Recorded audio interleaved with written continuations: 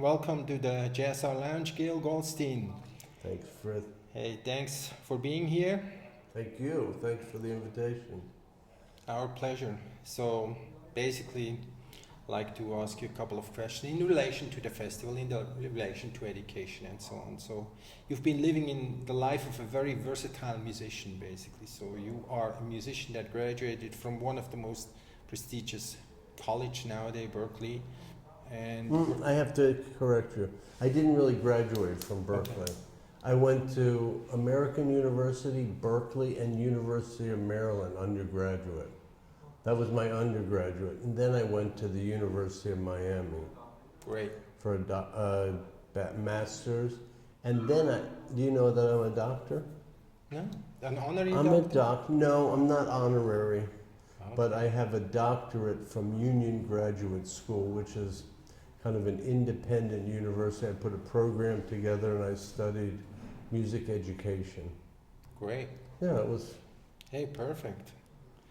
So, but you were able to leave academia behind yourself very quickly to become a performer with Billy Cobham and many more. You're a writer that has had the fortune to be around Gil Evans, and you learned from masters of our time. You're a producer and composer and had the fortune to work with people like Michael Brecker or Bobby McFerrin, just to name a few of them. How do you handle all of these completely different fields and stay on top of things like practicing, writing, traveling, and which of the three is most preferred one for you? Well, okay. In a sad kind of way, I don't really practice that much anymore. But when I arrange and think about music, for me it's almost like I'm kind of playing in my head, and I come back to the piano or the accordion as if I had practiced, because I'm always thinking music, like little chords, and I'm kind of practicing all day. Okay. I'm just not moving my fingers, and I'm lucky to have an instrument where you don't have to practice, like it's not a muscular thing. Like with some kind of thing like that. You put your finger down and the sound comes out. So, and I prefer, I would say, writing arrangements the best. And sometimes I prefer writing it much more than the act of realizing the arrangement and hearing it come to life, because that can be a little painful sometimes. And it doesn't match what you thought it could Sure, be. yeah. Okay, so you just explained an official college education before you went into the music business world. What did you learn at the college that was helpful, and in what way did it steer your path into a successful working musician? And what did you not learn at the college that is vital to stay in the music business? I would say, in some kind of way, I felt that I had to prepare myself and learn as much as I could. Looking back, I didn't have to stay in college as long as I did, really, but it was a good environment for me not to have to feel that I was in the world and I had to start working. I felt a little protected, and where I could practice and continue to learn things. But there's no replacement for being in the world.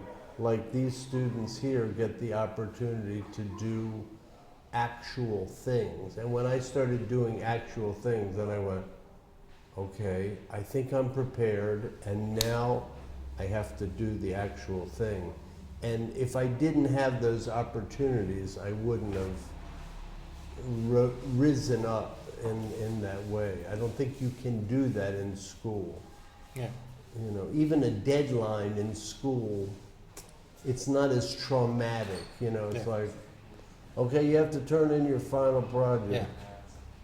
Okay, what are you going to do? Kill me if I don't do Yeah, it? exactly. It's just a grade. It's just a grade, and and when you're in the real world and there's actual people and they're relying on you, and you can't come in with nothing and they have to be happy or they're going to take their money back. I don't know. It's like it's a whole nother pressure that you don't have in school. So you go, I really got to do this now. I should have paid more attention in school. No, you know, Yeah. but you don't have that Yeah. terror. I wish I had more practical things when I was in school that were more real world things. I did do gigs, you know, Yeah. but I wish I had had some arranging. But I didn't even know I was going to be an arranger till I met Gil Evans, you know. I kind of liked the idea of it, but I was not really arranging yet. Yeah, very good. Okay. Which brings me actually to really the next topic. How do you manage the working agenda? You're on the road and you should be thinking of your next job, composing a new tune for Mr. XYZ, and you deal with the same music every day, and you get off the concert, go to your hotel room, read all the mails, and then you feel like you're empty and no ideas come to your mind. Have you had those moments, and how did you handle them? You know, I'm very productive on the road. Not after the gig. After the gig, and sometimes during the gig, I'm exhausted. And I go to bed relatively early, and I wake up very early. No one beats me to breakfast. You know, I'm the one that's like down there at 5:45, like waiting for it to be open. And I might have worked for an hour already. Okay. And so that's my good time. Okay. And I work, and hopefully I have until the sound check, and then I'm very productive. And you know. What about the situation where you're supposed to really write something, and have you ever had that and really have no idea what am I going to do with this? Or like an arrangement? Well, somebody was asking me once, how do you avoid, you know, procrastinating, and if you don't have an idea? Somehow the deadline brings those things to the forefront. You don't have an option to, you know, for me, the worst thing that I can have is somebody says, we want 10 arrangements in 6 months. Mm-hmm. That's a curse for me. Okay. Because then I go, well, I could maybe, and I start to look at all the possibilities. If they say, like it normally is, in 3 weeks, I go, okay, I need to start moving and making real decisions, you know.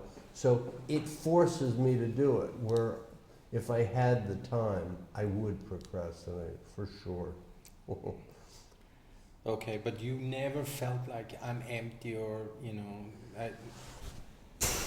You know, I can't say that I never felt empty, but I always, and you know, I've had things that, look, you know, also in the sake of reality, I've had arrangements that, no, that's not what I was thinking, you know. And I thought, man, what a great idea. mm-hmm. This is brilliant, you know, sorry, you know. So you can't judge your arranging idea until it gets into the piece and all the clients are happy, you know. So,